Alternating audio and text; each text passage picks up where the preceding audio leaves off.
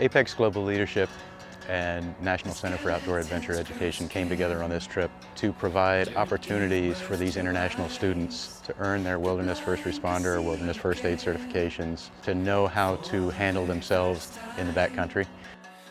So the Woofer course is like a 5-day course. Basically, you practice making splints, like jelly roll splint or a sandwich splint. You actually have to act out scenarios where you find people lying on the ground or like hit in the head with a rock.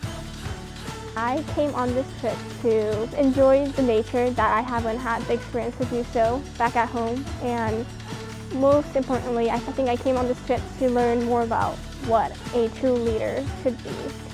Our curriculum is designed to give kids the tools that they need to make positive choices, positive changes in their life, to affect their community, to affect self-leadership, and to take action in their community. This trip was in Wrangell St. Elias, which is the largest national park in the United States, and it's also the most remote and the least visited national park in the United States. So just the ability to be able to get out into the wilderness away from everyone else, away from all the pressures, all of the distractions, all of the electronics, was an amazing thing in and of itself. My favorite part has been the view. I mean, the view is amazing here. It's like nothing I've ever seen before in my life. It was just amazing. These are not things that people get to see in their everyday lives.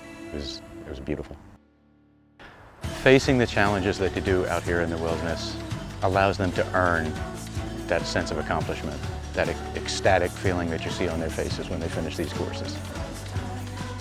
When I hit the 1 mile mark, at first I was trying to think of if I had ever done anything like that before, where I've physically been somewhere that made me feel accomplished, and the answer was no.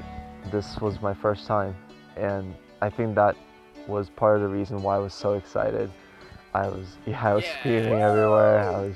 I was just so excited. Oh yeah. Not only that, but knowing that I'm walking around with a 60-pound pack and still managing to walk 5 or 4 miles, but still have so much energy to continue walking around hiking mountains has been one of the best parts about this trip. It's like a place where I can actually challenge physically and mentally, how far I can go. It was just nice to see the kids show up not knowing what to expect on days 1 and 2, and by the end of the trip, they were telling us what we needed to do to get ready to leave.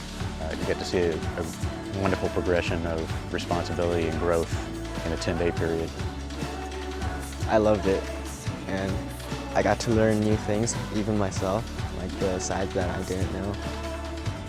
I was definitely on the fence when I first started on this trip, but I climbed over it and went up the peak of my obstacles to come here, and it's been really great.